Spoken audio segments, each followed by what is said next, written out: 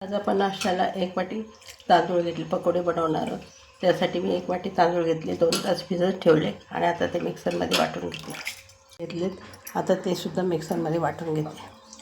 वाटलेले बटाटे सुद्धा याच्यात टाकलेत. आता हे चांगले मिक्स करून घेते.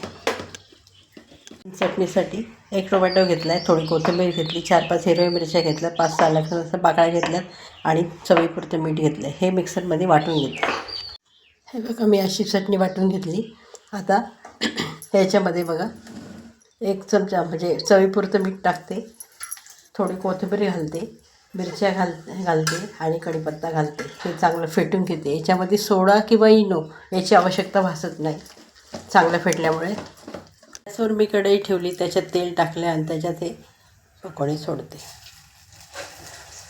छोटे छोटे करायचे.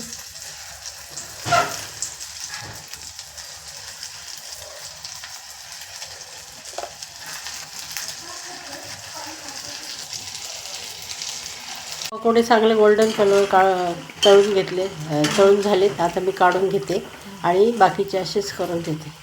बघा, मी असे पकोडे तयार करून घेतले. त्याच्यात ना इनो टाकला ना सोडा टाकला आणि चटणी बनवून घेतली. रेसिपी जर पसंत असेल तर लाईक करा, शेअर करा, सबस्क्राईब करा. धन्यवाद.